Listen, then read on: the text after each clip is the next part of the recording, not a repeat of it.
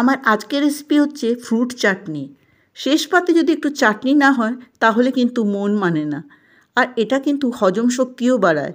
তবে আমি যেটা বানিয়েছি আজকে ফ্রুট চাটনি, বাড়িতে বেঁচে থাকা ফল যেটা আমাদের পড়ে থাকে সেই ফল দিয়েই এটা একটা অসাধারণ স্বাদের চাটনি, যেটা কিন্তু আপনাদের ছাড়তে ইচ্ছে করবে না আর বেশ কিছুদিন স্টোর করেও রাখতে পারেন। স্কিপ করবেন না রেসিপিটা।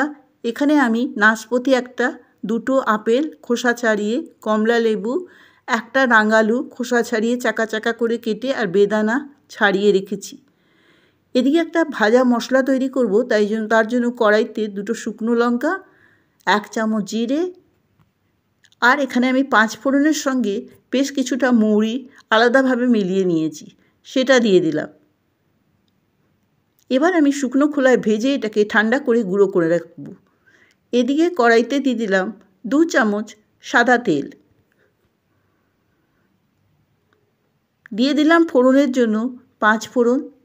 এরপর সবথেকে প্রথমে দিয়ে দেবো রাঙা আলুটা, যেটা গোল গোল করে দেখুন চাকা চাকা করে কেটে রেখেছিলাম, পরিষ্কার করে ধুয়ে খোসা ছাড়িয়ে চাকা চাকা করে কেটে রেখেছিলাম। আপেলও আমি ছোট ছোট টুকরো করে কেটে রেখেছি। আর তার সঙ্গেই দিয়ে দিলাম নাশপাতিটা। নাশপাতি কিন্তু একটাই ছিল, ওই যে বললাম না বাড়িতে বেঁচে থাকা ফল দিয়েই আমি এটা তৈরি করব। সব ফলগুলো অনেকেই খায় না, পড়ে থাকে, সেই ফলগুলো দিয়ে কিন্তু একটা চাটনি বানিয়ে আপনারা রাখতে পারেন। এরপর অল্প একটু জল দিয়ে দেবো যাতে ফলগুলো একটু সেদ্ধ হোক। এদিকে আমি খেজুর বিচিগুলোকে বার করে নিয়ে রেখেছিলাম 1 বাটি মতন। এখানে কিন্তু কোনো আমি আন্দাজ মতন দিইনি, ওই যে বললাম বেঁচে থাকা ফলগুলো দিয়েছি। দিয়ে দিলাম অল্প একটু স্বাদের জন্য নুন, দিয়ে দিলাম কাজু, কুচো কাজু, কিশমিশ আর কাশ্মীরি লঙ্কার গুঁড়ো।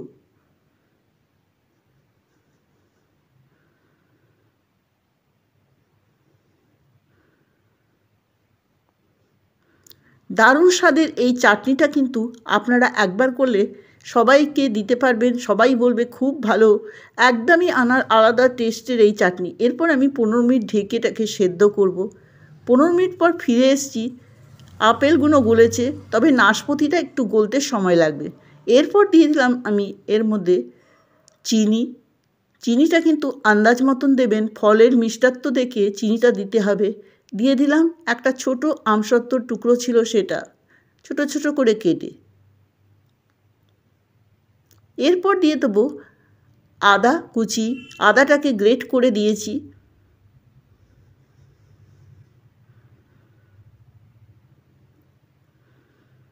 দেখুন কালারটা কত সুন্দর এসছে এখনই। আবারও আমি ঢেকে 15 মিনিট রেখে দেবো। এরপর দিয়ে দেবো আমি এর মধ্যে 15 মিনিট পর দিয়ে দিলাম একটা পাকা কলা আর কমলা লেবু ছাড়িয়ে রেখেছিলাম। কমলা লেবুর বিচিগুলোকে কিন্তু আমি হাত দিয়ে যতটা পেরেছি বার করে নিয়েছি।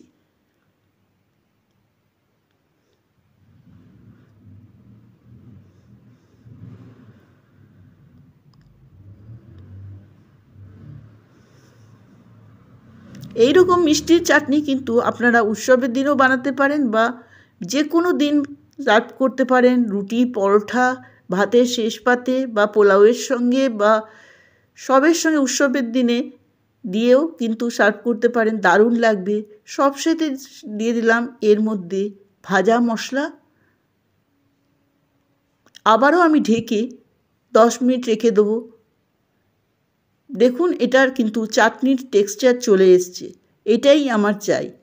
এরপর সব শেষে দিয়ে দেবো একটা লেবুর রস।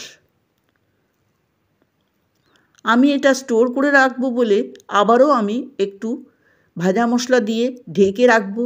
তাহলেই হয়ে গেল আমার ফ্রুট চাটনি। দেখতে কতটা ভালো হয়েছে আপনারা দেখেই বুঝতে পাচ্ছেন।